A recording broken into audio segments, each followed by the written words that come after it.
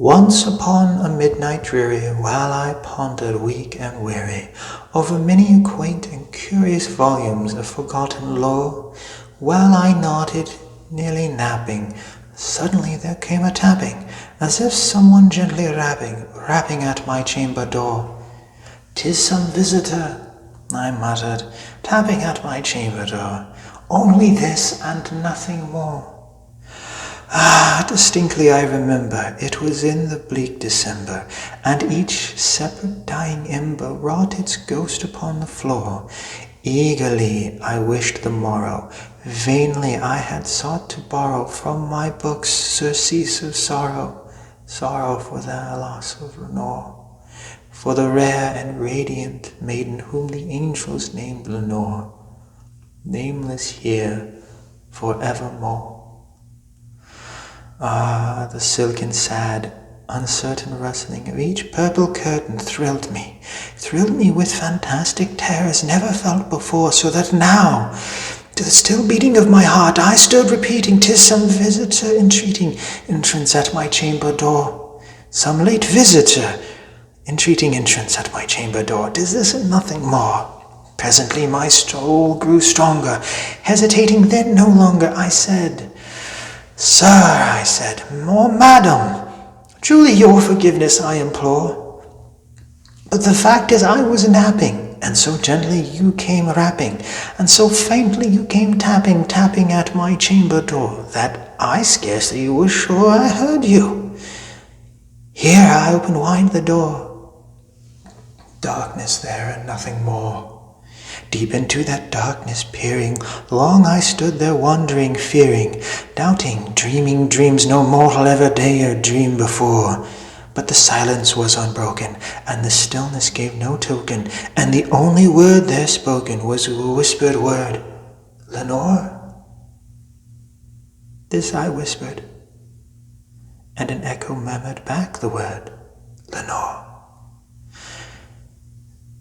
Merely this and nothing more. Back into the chamber turning, all my soul within me burning, soon again I heard a tapping, somewhat louder than before. "Surely," said I, "surely that is someone at my window ladders. Let me see, then, what thereat is, and this mystery explore. Let my heart be still a moment, and this mystery explore. 'Tis the wind and nothing more."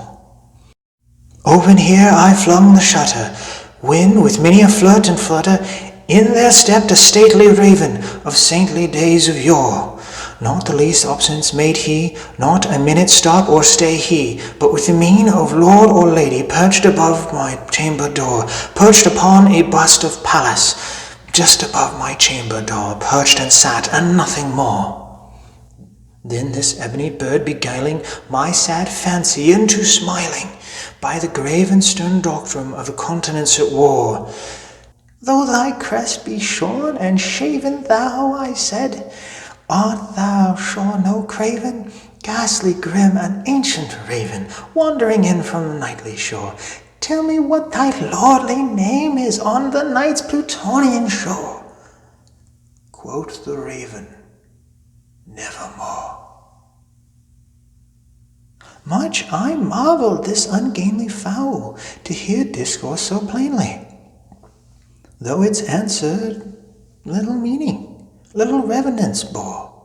For we cannot help agree that no living human being ever yet was blessed with seeing bird above his chamber door, bird or beast upon the sculptured bust above his chamber door, with such a name as Nevermore.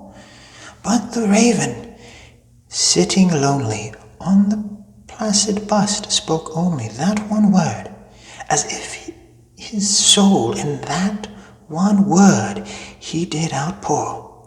Nothing further then he uttered, not a feather then he fluttered, till I scarcely more than muttered, "Other friends have flown before, on the morrow he will leave me as my hopes have flown before." Then the bird said, "Nevermore."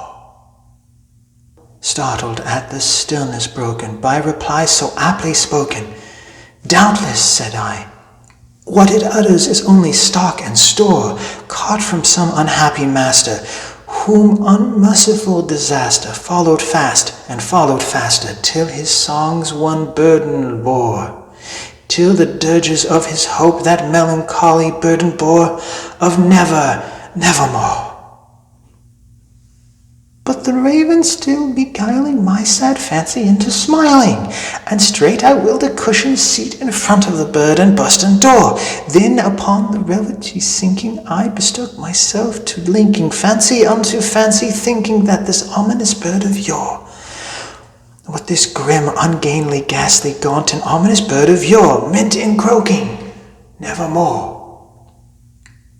This I sat engaged in guessing, yet no syllable expressing to the fowl whose fiery eyes now burned into my bosom's core. This and more I sat divining, with my head at ease reclining on the cushioned velvety lining that the lamps gloated o'er. Oh, but whose velvet lining with the lamps gloated o'er, she shall pass nevermore. Then methought the air grew denser, perfumed with some unseen censer, swung by seraphim, whose footfalls tinkled on the tuffled floor. Wretch, I cried, thy God hath lent thee, by these angels he has sent thee, respite, respite, in Neferthine, from my memories of Lenore, quoth of this kind Neferine, and forgot his lost Lenore. Quoth the raven, nevermore. Prophet, said I, thing of evil, prophet still, if bird or devil, whether tempest sent, or whether tempest tossed thee here ashore, desolate yet all undaunted, on this desert land enchanted, on this home by horror haunted, tell me truly, I implore, is there balm in Gilead?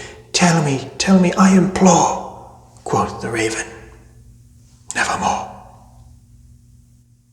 Prophet, said I, thing of evil, prophet still, if bird or devil, by the heavens that bend above us, by the God we both adore, tell this soul with sorrow laden, if within the distance Iden, it shall clasp a saintly maiden, whom the angels name Lenore, clasp a rare and radiant maiden, whom the angels name Lenore.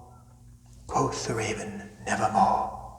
Be that word our sign of parting, bird or fiend, I shrieked upstarting, get thee back into the tempest and the night's Plutonian shore.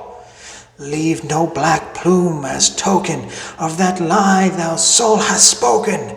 Leave thy loneliness unbroken. Quit the bust above my door. Take thine beak from out my heart, and take thine form from off my door. Quoth the raven, nevermore. And the raven, never flitting, still is sitting